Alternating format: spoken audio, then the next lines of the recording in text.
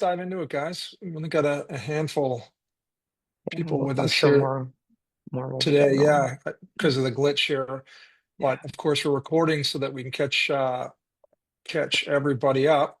Um, Today, I think as I prepared for today, I've been working on this for several hours today and going back and looking at my notes, which I always do from my business and my bars, but also looking at other clients and people that I've helped. And I tend to look at like the average and see how people did, and then look at the outliers and try to figure out the differences between there. So I think I've identified like some things that could really help. That's not supposed to be there. Um, so, we're going to continue on the bar optimization, but I wanted to just really point out a few things that the outliers in the group have done and seen through and got results from. And I warn you up front that some of this may seem like overkill. In fact, there was a lot of pushback, a couple of years ago when I really leaned into this. And, I used to say to people, well, I always went to the nth degree, but you don't have to. And finally, a few people said, well, we want to. We want to try it and see what happened. Jack McGarry's one of those guys, and said Moses's team and the team at Death and Co. And they did these things, and I'm going to talk about the results that they got and how it differs from the average. But the cool thing that I want you to keep in the back of your mind, like most of this, you only have to do once. And then if you can get a team that holds it in place, then you're all set. Um, I also thought I'd ask, I got a good question a couple days ago from the team in Germany about like a speed bump, said, hey, we're struggling with this, or can you have a look at that? And I built that into today's lesson. So I thought I'd ask you guys up front, if anyone is struggling with anything in particular or has found it difficult, or be honest, like maybe it's too much work. I don't think the juice is worth the squeeze. Brian, what have you found so far? Is there anything you're really struggling with?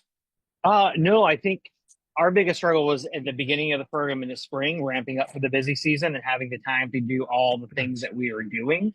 And I think Yeah, we've kind of taken a look that we're coming off that season to be able to revisit those things and fill in the blanks that we didn't get to. And then on the bar optimization spot is just really kind of getting um, the team together and doing it together. And that's what Scott mentioned on one of our calls earlier the week of just like truly getting buy-in and getting the people who are invested and want to be a part of it. And we're also yeah, finding that maybe we need to look outside of our immediate leadership and look to the next level down or the bar yeah, supervisors and really finding people who are actually vested in wanting to do it instead of them feeling like it's one more task that they have to do. yeah. Okay, that's great feedback. We're going to talk a lot about that today, about getting the buy-in and standards and so forth. One of the things that I noticed with the people that got outstanding results, these outliers, is that they made it palatable for the group, but they said like you're kind of all in or all out. You know what I mean? Like at some point, if you water the product down to the average employee's appetite for it, you're going to get an average product. So it doesn't mean you have to jam everything down all at once. That's the idea of going, phase one, phase two, and phase three. But that's great feedback. Um, Julius, anything you're stuck on at the moment or finding difficult? I wouldn't say stuck on anything in particular. For me personally, just recovering off last week, trying to finalize the final push to get our board up and get optimization trackable for the squad. So that is where I am. I just have work to do, not as much Yeah. stuff. Just need to be, you know. Okay. Okay. That's valid. Good feedback. All right. Thank you. And I believe we've got Nicole and Samantha. Any feedback from either of you? Anything you're stuck with?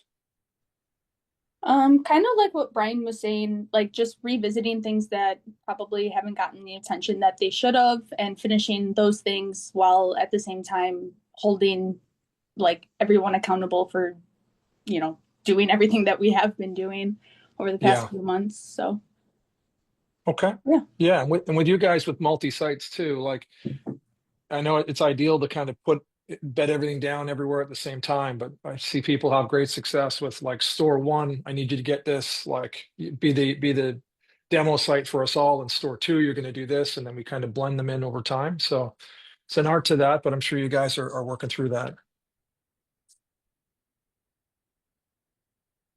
Okay. And Sam, anything from you? No, I don't really have anything. Kind of just working through a bunch of projects right now, and trying to get our one location caught back up. We're having a really hard time with getting reliable and quality kitchen people. So trying to put out some fires and ensure that the manager up there is, feeling supported and not also losing her mind, because losing her at this point would, not be productive either. So Yeah. Right. Okay. Have you got ads out right now for new yeah, kitchen management? Yeah. yeah, she's had 2 interviews in the last couple of days. So fingers crossed. Just an Okay. issue with people, not even like not showing up for interviews without like saying anything, and then people that'll come in for one day and then basically ghost and not say anything. So it's Right. really crazy that that's how people, you know, show up Yeah. to interviews and all of that these days. So it's pretty sad to see and frustrating for Sure. sure. Okay. If you want to send any of the ads across to Ally, every ad, every department, I have a different focus with. So I might have a slightly different take on the your ad for your kitchen team. If you want to send it, I'll take a pass at it and then send it back. And if it's valuable, use it. And if Cool. not, just hit For sure. delete. Okay. All right, Awesome. good. Thanks. Um, this was me in my past life, the Grim Reaper. That's what people called me in Sydney behind my back, um, because they hated when I showed up at their restaurant, like as a customer to go to eat, because I had made so many offers on restaurants that were failing. And so they thought if I was going there, it meant that I thought that their restaurant was failing. And I had a lot of owners would come to the table and tell me, we're doing just fine, Grim Reaper. But of course, a lot of restaurants weren't, and I wound up acquiring a lot of them. Um, but my question for you guys is, I didn't have access to any of the books, and I probably made like 70 or 80 offers to pick up my 8 restaurants. Um, so I just want to go around the horn here. How would you know? Even if a place was relatively busy, and I don't mean busy like a busy place, but I mean like kind of busy like everyone else or a little bit quieter, how would you know if that is a distressed asset, if they are on a collision course with bankruptcy? What would you guys look for? How would you know if a business is headed down that path? What do you think, Julius? Um, I would say a few things I would be looking at. Staff turnover. Hmm. How many have I seen these faces previously? How long have they been here? In just short conversation, the server's going to, or bartender's going to kind of communicate that if everybody's in like just out of training or so, there's no one that's been Right. there for any significant length of time. Something's wrong, right? We're all looking for something comfortable where we can both make money and grow ourselves within. If that's not going on at all, something's broken. Yeah. In addition to that, I I am obviously looking at what's the people coming in and out of the door. This is funny. You mentioned this just last week. I was walking in downtown Naperville with my daughter, and there's this brand new space, beautiful build out. I mean, you can tell they dumped a ton of money in it. It's 3 floors, elevators in the space. Like a lot of businesses have been in and out of this space, which I guess is another one. If a bunch of businesses have gone in and out of a given space, Mm. Yeah. that's something else to pay attention to. But it was Thursday evening. They've been open maybe 2 weeks, and I could see 5 to 6 tables in the space. Right. Um, as we all know, that's when you're like turning people away. Please come see us in a month. Like we can't, you know. Right. And so Right. if you're already pressed then, and then this past Sunday we actually stopped in for brunch, and I feel bad for someone's investment. Yeah. Yeah. So there's just no energy in the space. The staff is goofing off. No tables, beautiful build out, but the the whole concept is just going to not find the success they're looking for. Right. And then other than that, like small things, not necessarily cleanliness, but a bit, but also like their equipment, wear on the walls, floors, you know, just general deterioration and ongoing maintenance that, or deferred maintenance, I guess, that's not being addressed. Just the things that kind of jump out to the eye to me. Yep. Scattered Okay. menus. That's a great list. I've written down 5 solid points there. Let's get a couple more. What do you guys think? Sam or Felix? What do you how do you know a bar or restaurant's headed for chapter 11? Well, I think if the staff is not interested in the guests and if they rather talk amongst themselves and have more fun between each other than or disappearing for cigarettes, taking more breaks rather than interacting with guests. Yep. Good point. Good stuff. Sam, do you have one to add? Not too much additional. I think Julius nailed it, considering it's kind of what, we just witnessed with our Woodstock location. Yeah. Um, you definitely, I think you first see it in your like your lunch and dinner kind of being like, wait, you know, where are all the people that were normally here or that were coming here last Friday even? So it could be as quick as like a week turnaround, just seeing the numbers and just visually seeing it plummet overall. Um, Yeah. That's that's great. Okay. So the list that I wrote down, it comes to me, it comes down to 2 words, and this is what I used to look for is the engagement between the guests and the staff and the standards the business is holding. You lose your standards and you lose engagement, you are out of business. If not tomorrow, one day soon after, right? You just can't maintain a bar or restaurant without engagement and standards. So, we're talking about speed and efficiency, but I wanted to wrap this around like you have to have standards for speed and efficiency, and you have to have engaged staff inside of that to do it. If you don't have a meritocracy, I know businesses stay in business for a certain amount of time without it. I can tell you that the best businesses that I've worked with in the world, most of them, like 90% of them are meritocracy. Some family businesses do well because the family holds a standard and so on and so forth. Some corporate businesses have less of a meritocracy, but more of a authoritarian sort of way of running. But the vast majority are a meritocracy. And if you don't have it, it just slowly declines. Like your business just starts to unfold. So here's what I found. There's 5 things that I used to look for, and I want you guys to look for in your own business as you go through. What happens is that the bottom 20% are happier the lower your standards are, right? They stay on in your business and they actually start to become pretty happy, right? If you don't move people up or out. So when it comes to speed and efficiency, and when it comes to all of the other areas of your business, this is what we need to do. Otherwise, people stop pushing and growing. And that low bar is you just have to be above the worst performer in the business. We've all seen it before, right? Secondly, your top 20 leave. Great people do not want to work with mediocre people, and they refuse to work with fools over time. So I just look for, like Julia said, the good people moving out of the business, they go first, then the average people go, and then the bottom 20 start to suggest hiring their friends. So you lose the strongest there. The third thing that happens is all of your standards start to drift downwards. So businesses start hiring people in just to have warm bodies. And every time you do that, your average goes down. And every time you do that, your better people leave. Right? So it's just a constant cycle that, instead of looking for remarkable, the feeling is we just got to be fine. We just got to be not getting complaints on Yelp. We don't have people calling the restaurant complaining that someone was rude to them. You just have to stay just above that, which is frightening, right? Your guests are the first to feel, and they stop coming, right? You lose 10% of your revenue, then 5% more, and so on and so forth. You start spending more money on promotion and discounting.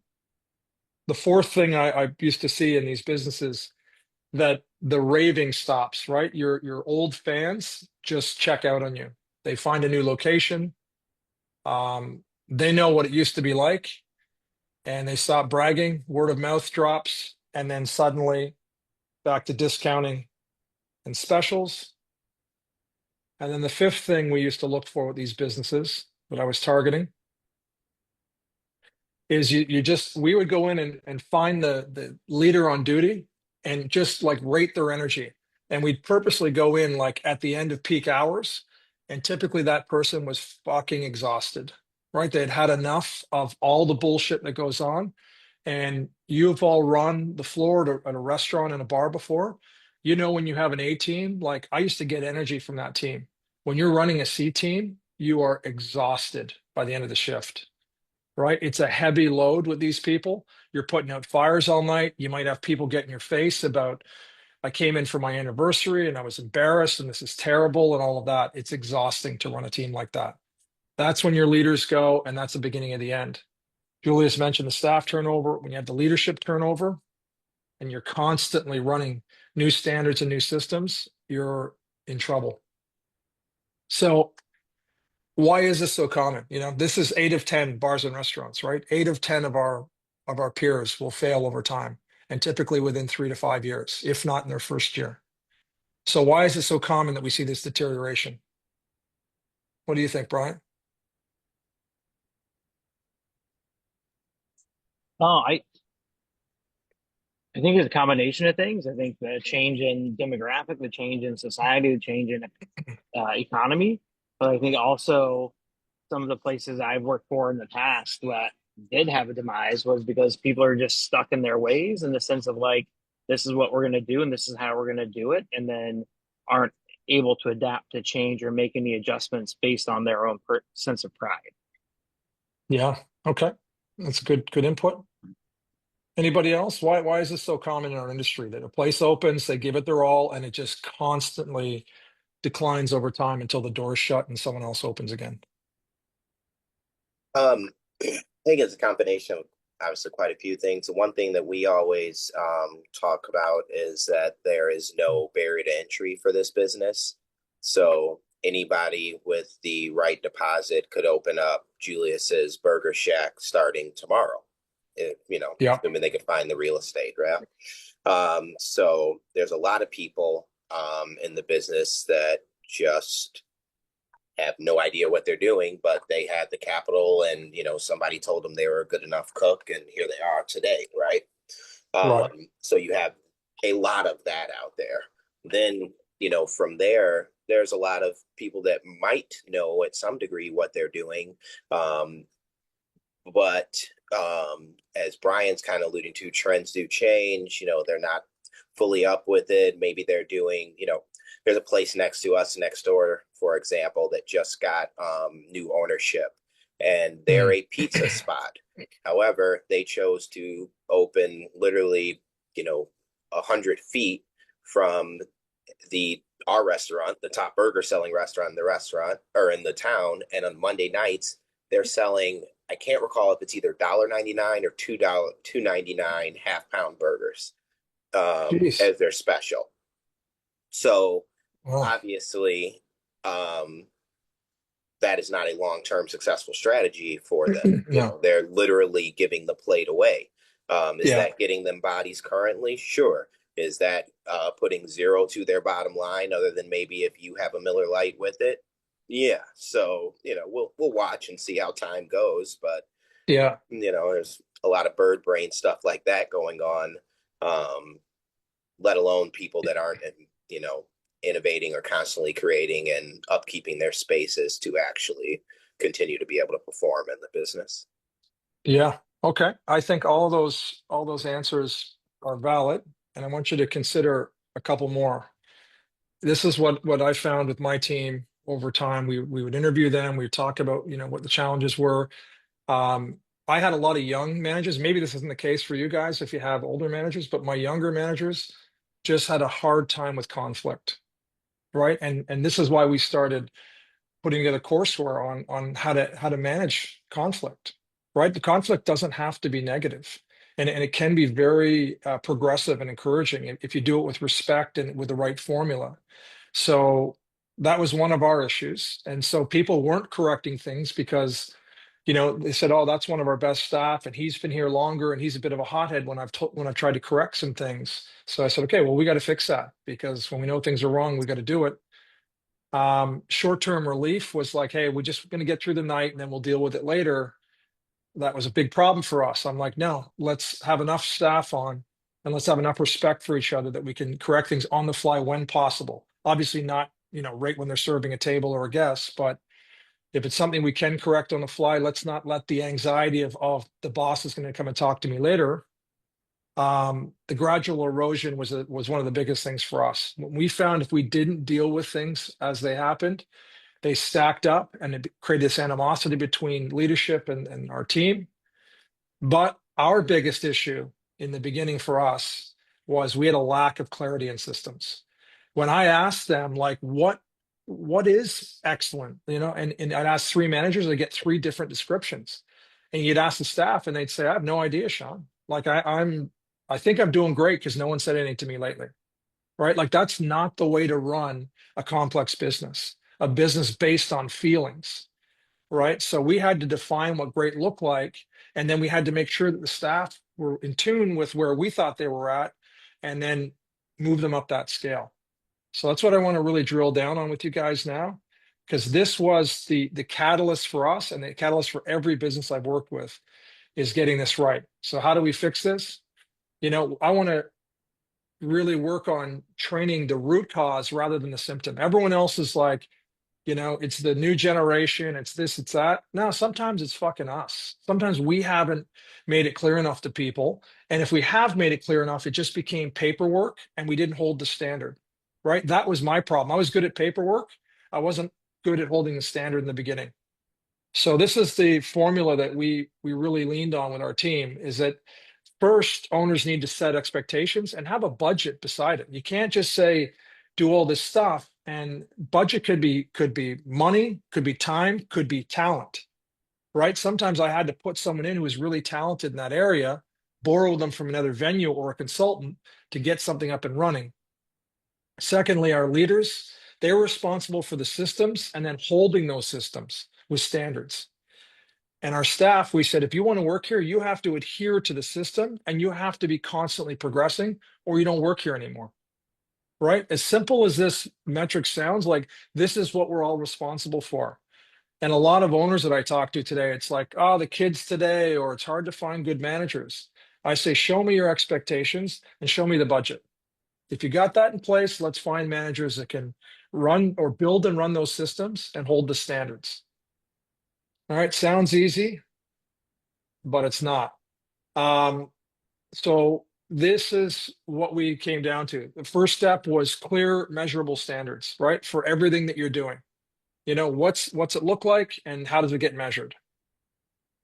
We rewarded progress, not tenure. I know you've been here a long time. We value that, but we don't reward that, right? We rewarded it every week with the paycheck and the tips you made.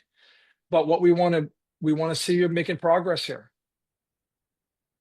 Then we let them know you get coached or you get cut. You don't want to hear from us. You don't want to be told how to do things. You don't want to progress. You can't work here. And then we wanted to build a culture with effort and skill, right? So these four things we talked to people about this before they interviewed.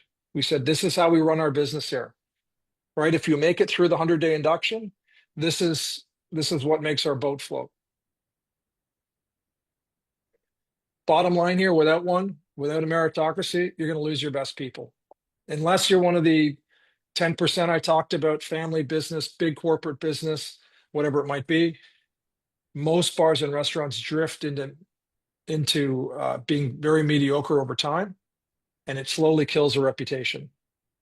And with one, you create a place where top performers not only thrive, like people fly in to work for you or drive in to work for you.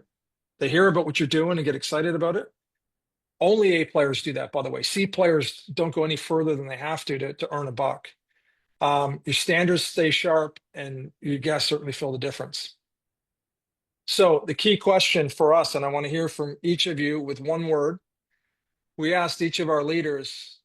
We had a leadership coach came in, and she started with this question: would you rather be liked or respected by your staff? And Julius, what do you say? Liked or respected? Respect. Okay. Sam? Respected by far. Okay. What about you, Allie? Respected. Nicole? Did you? Respected. Okay. And me, I foolishly said both at the time, and she said you couldn't say both. And so here's what happened. We took three of our top managers. Eric, he was a very likable guy. And when I mean top managers, like I just liked them. We weren't really lining up the metrics at the time. Madeline was a tough, smart, career-oriented woman. She has her own restaurants now. She said respected.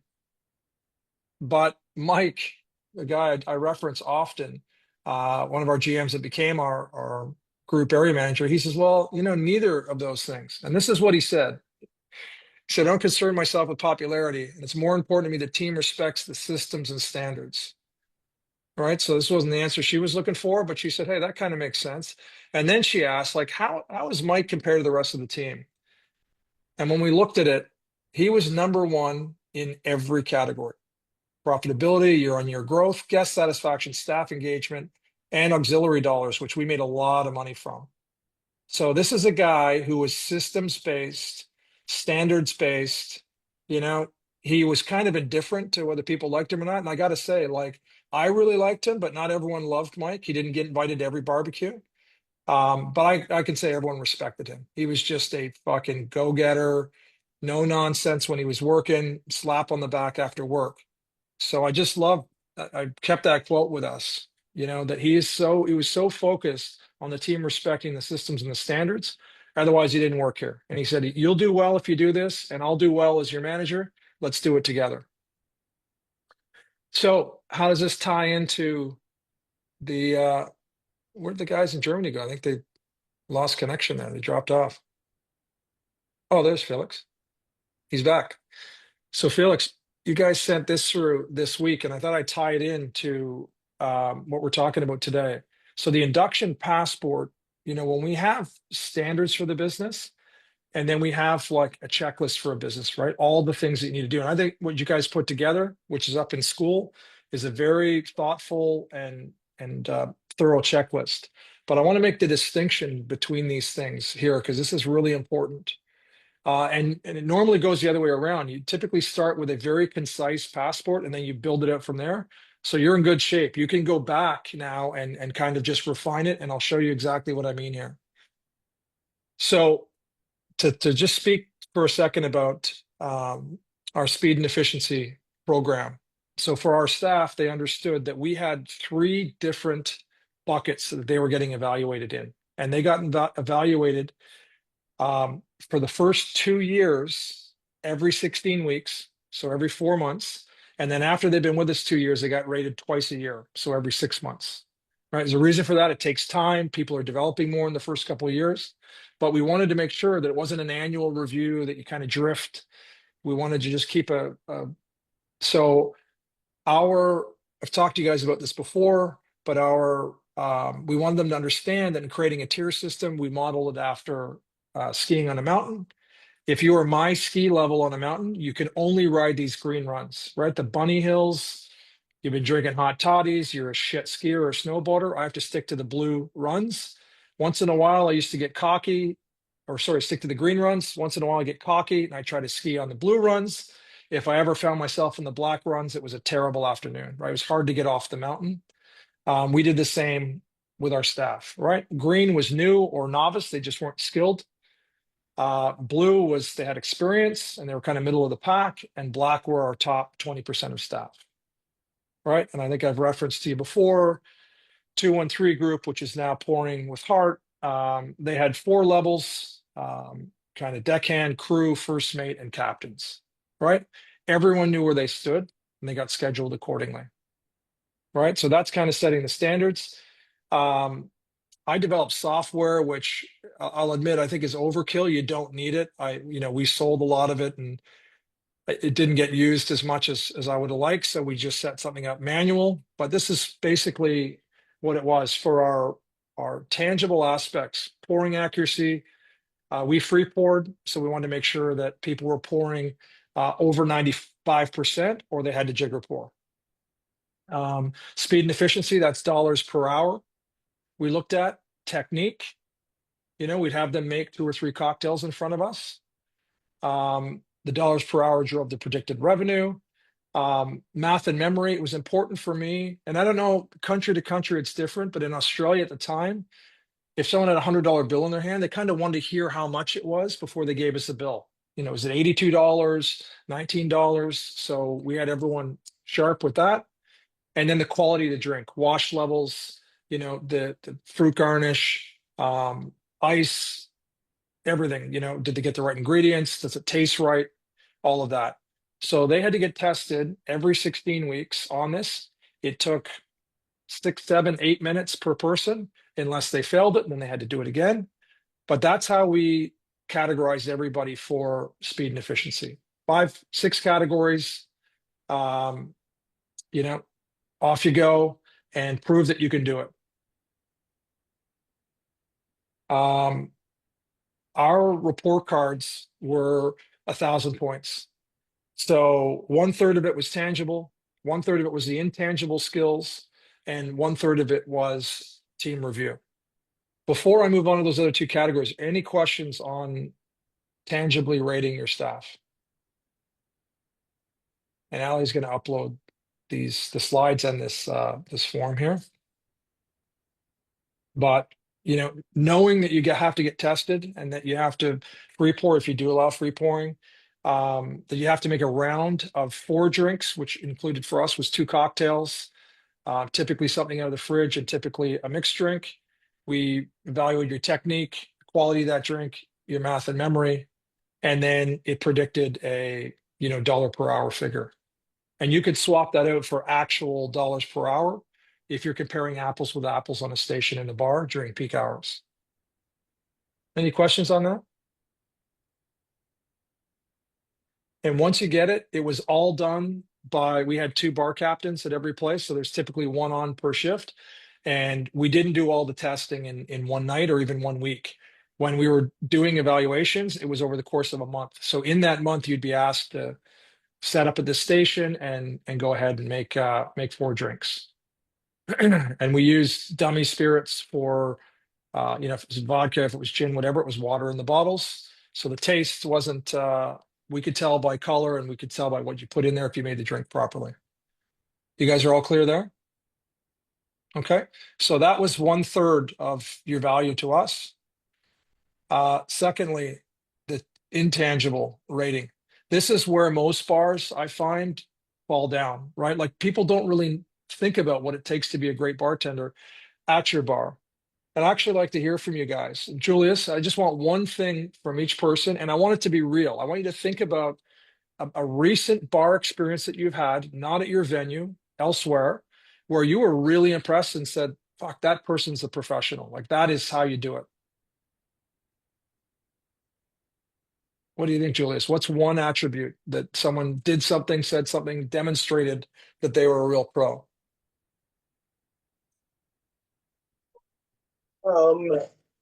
And I had quite a few experience, obviously, in the last week being out east. But I would just say, for me, a bartender who is present and aware of his guests, and they're the priority, right? As opposed to being engaged with each other, they were coming to us not just with checkbacks, but with additional like knowledge and info that you wouldn't know just by okay, what's this topping on this drink? Oh, it's this. We source it from here. Here's the reason for it. Like, not only does it provide this bright color, but it provides like earthen flavors, and like we do that because I guess the priority of the team members is specifically on the guest versus one another, and yeah, that's kind of. Okay, that I think you nailed it right up front with presence and awareness, and I'd say that is a rapidly deteriorating commodity in the world, right? Like you look at even the guests are fucking two people on a date, both on their phones talking to somebody else. So if a bartender is worried about everybody in the place and is present and aware of what's going on, that is, in my opinion, one of the top attributes of a bartender. So that's a great one. Nicole, give us another one. I would say engagement, and of course with guests, and like Julia said, when you're engaged with your guests, you're talking to them about maybe knowledge that they wouldn't have picked up on or known before that they were sitting at that bar with that specific bartender. Okay, that's a great one. And I always like to point out that it's very difficult to be involved in engagement if you're not engaging as a human being. And we knew that at the job interview, right? We knew that this person was not engaging. They didn't engage the day bartender. They didn't engage anyone they encountered with. And they didn't engage the person they interviewed with. They just interviewed and they weren't charming and engaging. So expect them to be engaging when the bar is three deep would be tough. So that's a great one. Sam, give us another one. Mine was guest engagement too. Okay, that's good. That's great. Felix, or sorry, Brian's next. What do you think, Brian? For me, acknowledgement. I went out on a Saturday night for the first time. I don't know how long last weekend, and the restaurant was busy. The bar was busy. My boyfriend and I grabbed seats at the bar. She was making drinks, but she stopped instantly, slid two cocktail napkins over to us, and just said hello. And it just set the Right. tone. Yeah, perfect. Excellent. Felix. So I was out with a good friend of mine the other day. Like it's already been a few weeks ago, but the bar we went to, they made last orders at one point, and we were like asking for another spot to check out afterwards. And he gave us some recommendations, and then like the bartender, and then he felt okay, they want to carry on, and he just put two beers on the house for the way, just a Mhm. little unexpected extra, which Yeah, hit the spot and made us like, yeah, really thankful and grateful. Felix just pointed out why I love Germany so much. Two beers for the road, right? They love their beer there, and so do I. Okay, so that's a great list. And what I'm encouraging you guys to do is to come up with that list for your bar. And you can't have everything all the time, but I want you to think about your list and your standards in two ways. One is you got to hire people that have a lot of these traits naturally. I always joke that I hire people that were well parented, right? Because I don't like, I've got four kids, and now with Allie's kids, we got six. I don't need 25 or 50 more. So I want someone else to have done the hard work in the background. And then you have to rate them against that, right? And make sure that they're doing that. So I pulled out here for my bars, and Felix, this comes back to your passport. So I want you to look at the far left column here. There's five things, right, in the passport for us. We eventually expanded it to eight, but we started with three. We moved to five, and then over time we moved to eight. So these are things you're being rated on. You have to do them.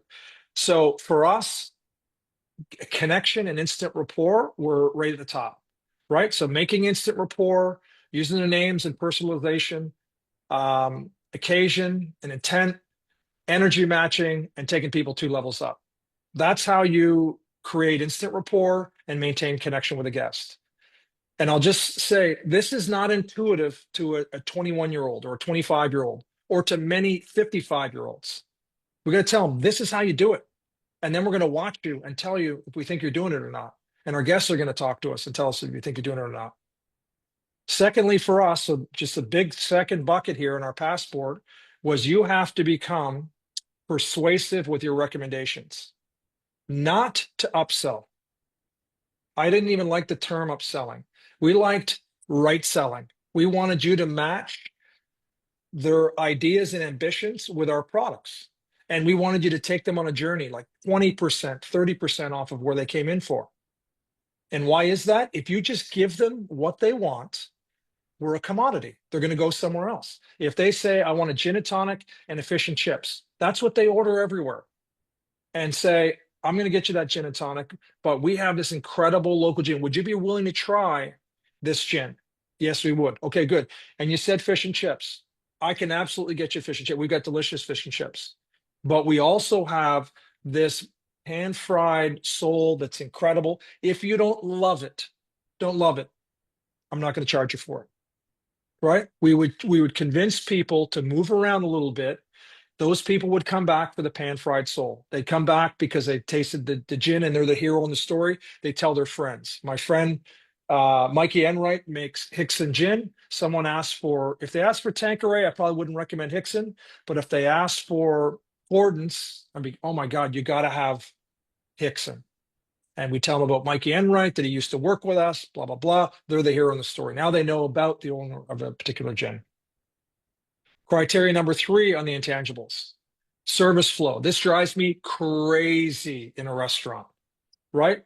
Anticipate people's needs, pacing and flow, the scan cadence, keep your head moving around. I hate looking at a bartender or a server for 3 minutes and they don't look at me. Like, fucking look at me. I don't want to be trying to get your attention. Service recovery, we've talked about, and a strong close. Fast, accurate, hospitable. We test them. There's steps to each of these, right? You have to be a master of service flow. And then finally, hospitality awareness, right? We want you to be a professional at hospitality. Emotional regulation. If you can't control your own emotions, you can't control the floor, right? You can't look stressed and expect them not to be stressed. You ever see a bartender in the weeds? Watch the crowd. They're anxious. This guy's going to waste my time. He doesn't know I'm next. Team communication, regular rituals, compliments and reinforcements, right? You want to reinforce someone's choices. You want to drop appropriate compliments, right? You look great in that shirt is not an appropriate compliment. That's a beautiful sweater is an appropriate compliment. I'm not talking about how you look. I'm talking about what you're wearing and how I'd like to be wearing something like that. And then being a day maker, right? Be a fucking day maker that people are like, man, that guy made my day. So those are our 5 things that we're expecting you to hold and possess and share with everybody that comes into our business. So that's the intangible, right? I don't care how fast you are, how many cocktails you know, what you know. If you're not this too, you're not good enough for us. You have to be fucking great hospitality, a great human being, and a great bartender. But wait, there's more. Oh, and over and above, right? Respect the shift for our people. It was on time. Be prepared, be sober, and be fully engaged. If you can't be fully engaged, take the night off. We'll replace you. Guest protection. I wanted everyone that came in to feel safe. I wanted them to know that we weren't trying to gouge them. I wanted them to know that we valued them as humans before we valued them as a customer. Conflict diffusion. If you're not teaching your people how to diffuse a conflict, they're not going to do it. They're going to be scared to act on your behalf. The education role, right? Our purpose of the education was to make the guest a hero, not to show them how smart we were. Peer leadership, right? We were all leaders. Fucking stand up, be proud, lead the shift. And then everyone had 3 signature moves. As cheesy as that sounds, we wanted there to be a bit of theatrics, and it could be whatever you want it to be. Fucking magic trick. One guy, the way he put down napkins, everyone smiled. He had these like helicopter napkins that would fucking land right in front of everybody. Whatever it was, right? Just do something cool and different so that people saw that we're not robots. We want everyone to be unique and interesting and do all of that. So you got rated on that, right? And we just gave you some feedback, and it wasn't always perfect, but we wanted to know that it mattered. Felix, does that make sense on those outside drivers, those 5 things? Totally. It seems to me like my approach is a little bit too detailed, and also the 1 to 5 rating is too vague. Like you've got a definition about how to rate in it, which I'm lacking. Okay. And so I take a lot out of there. And I think Okay. also that scorecard that you showed us, I think it's also like a nice refresher, which you can just play in, like when the performance is going down of someone who may already have gone through the whole induction. who's maybe with you already like 6 months or a year. But Right. just as a regular refresher to, to keep the attention up on what's important, right? Yeah. Well, it's exactly right. And, I know that you're all running existing operating bars, right? So to implement this is like, it's a lot. But we took what we thought was the modern professional bartender, the bartender we would want to serve us. The barback had their own scorecard. The server had their own, the host, but the bartender that we wanted to serve us, and we sat down with our bar team and said, we want to make sure we have our expectations set right. All we want to talk about today is phase one. You guys tell us on this first point, is this possible? Are we all capable of this? Yes, we are. Point two, yes, we are. Point three, half the hands went up. Okay, maybe that moves into phase two. Point number four, only a couple hands went. Okay, maybe that's in phase three. We can build into this, right? But we want to start somewhere. We want to start holding standards to say, let's be fucking pros. Let's make more money. Let's be busier on Tuesdays than most people are on Fridays. Yeah. Any other questions on the intangibles? Because there's one last section here. But if you got anything on there, and again, Ali's going to put this up in the group. Next thing is I said my hope for all of you, especially the people that are leaving our industry, right? We had a lot of people that were studying to be lawyers or wanted to work in grocery or in coal, in mining or whatever you want to do. I said, I want to give you guys all these systems. I want you to tell people that your time, your 3 years at my bar, you were a fucking professional. You work for a professional organization, and so much of this is transferable. So if you want to be a pro, you need to act like a pro, and you need to put in the work that pros put in. And I said on the professional side for us, there were 3 and then 4 aspects. Number one was our core values. So we had our core values, you got scored against them. Secondly, every rating period, you were rated by 2 peers. Why 2 and not just 1? If they were totally different, we had a third peer do it. But we had a simple 1-page, and it was blind. You were asked to rate someone, but they didn't know you were rating them. And then thirdly, we had our leader review. So we put our peer reviews beside the leader reviews. Again, this wasn't weeks of data crunching. It was a 1-page evaluation, which I'll give you. And they rated against that. And if your name showed up on a mystery shop, that had a huge amount of weight as well. Right. So the reason it has an asterisk is because not everybody was specifically identified on a mystery shop during that period. Right. So it couldn't be something that had to be a part of it, but we wanted it to be there. So I should have, this got out of order here. Here it is. So this is what it came down to. It was 1,000 points, 1/3, 1/3, 1/3. This again isn't a prescription. At your bar, it may be more important that, we're a high volume. Some nightclubs are like, it's 60% tangible here with us. 20% intangible. And then if we want to do, a lot of people don't do the team review. The reason I do a team review is I found out how valuable it was, right? You're getting rated by your team and you're rating your team. You have ownership in this business. And that perspective, when I saw a big disparity between what the staff saw and what the management saw, I knew we had problems. I knew my management weren't close enough to the fire. So it came down to 1,000 points. And then what we did was, say I had 15 bartenders at a location. We had rankings 1 through 15 for the tangible, and we had an award for that. We had 1 through 15 for intangible, team review 1 through 15. That was for many people the proudest award because your teammates and your direct manager was rating you. And then we combined all that together and we had our overall rankings. So we announced every trimester who our top 5 staff were in the overall rankings. And we posted up all of this. This went out into our email to all of our guests. And how did people feel if they were 15th? Probably not very fucking good, but we were just a transparent company, and said, listen, and these people are working to become better, right? Better and better. It's just how we did things, and it worked for us. So my last question for you guys, is that overkill or what's needed in a bar?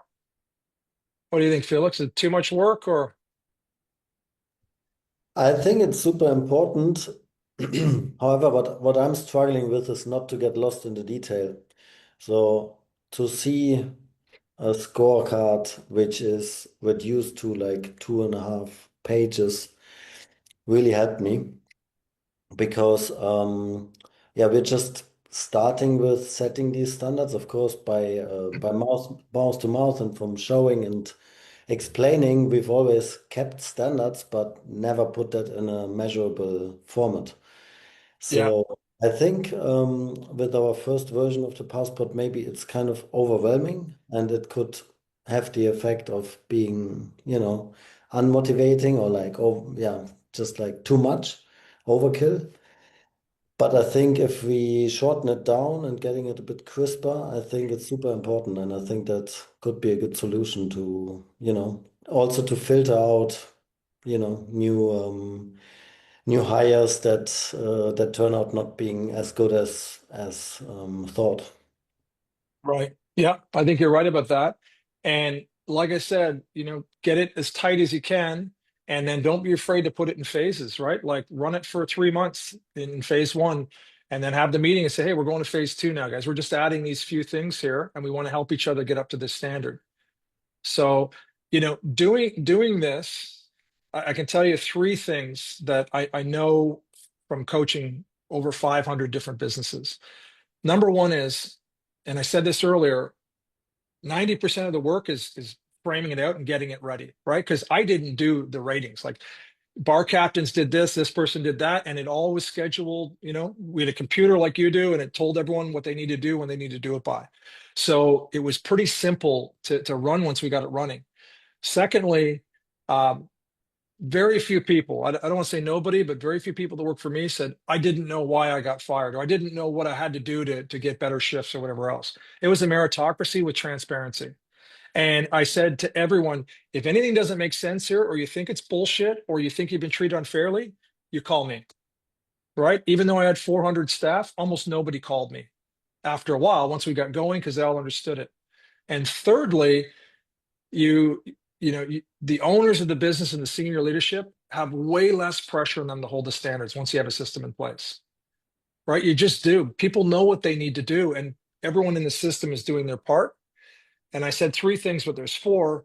The fourth is, this is where your business value comes from. Anyone who buys your bar today without these things in place, you'd have to have an experienced bar operator make you an offer, because they're going to bring their system in because you don't have one. Right? When I sold my group, everything was documented, everything was system driven, transparency, dashboards, prizes, fun, you know, and we made money. We made money on the way through, and we made big money on the sale. So that's the idea on this. We're right up against 4 o'clock. More than happy to stay on, but if there's any questions or any things you guys want to jam on, just let me know.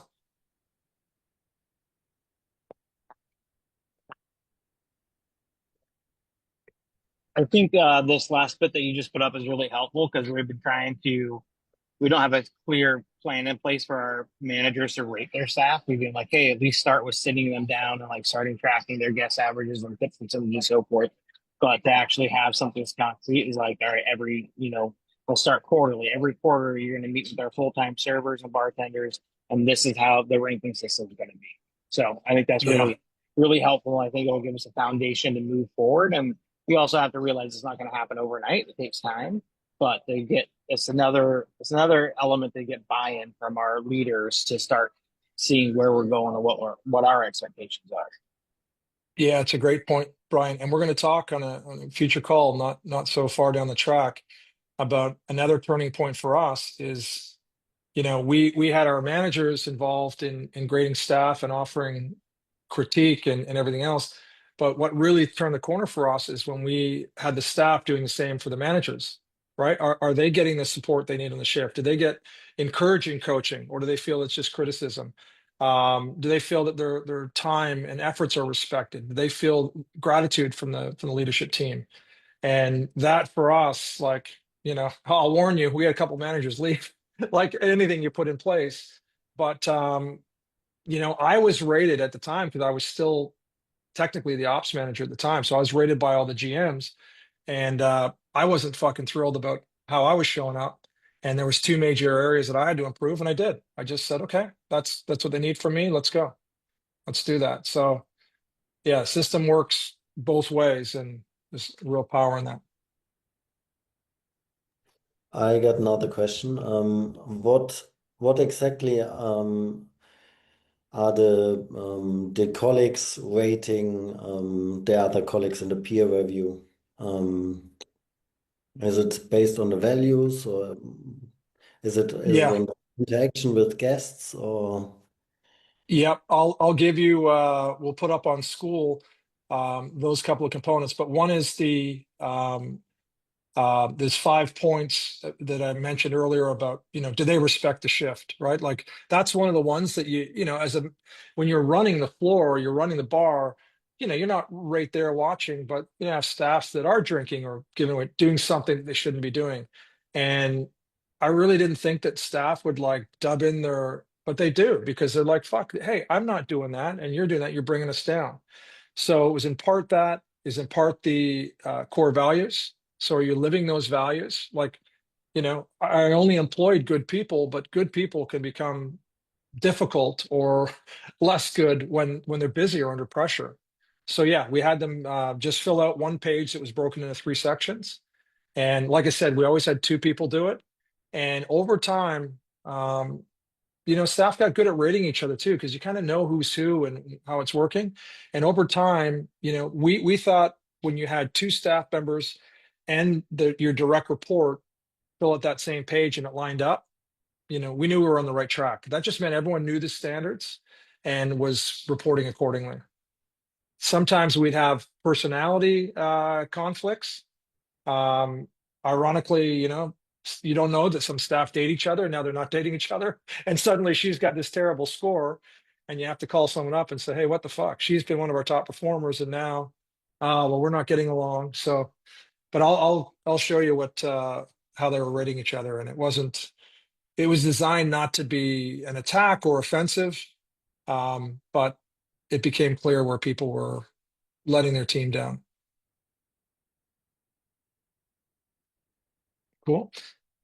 Other questions or ideas? All good. All right. Well, that's a lot for today, guys. You know, as I said, I wanted to make sure that we had this recorded to share with those that couldn't join the call. Those 3 areas, like I want to make sure you're all clear that that's like the max, right? I've never seen anyone build out more than that. Um, any more might be overkill, but doing half of it, cutting it down in half, or even a third, you're still going to be doing more than 95% of bars.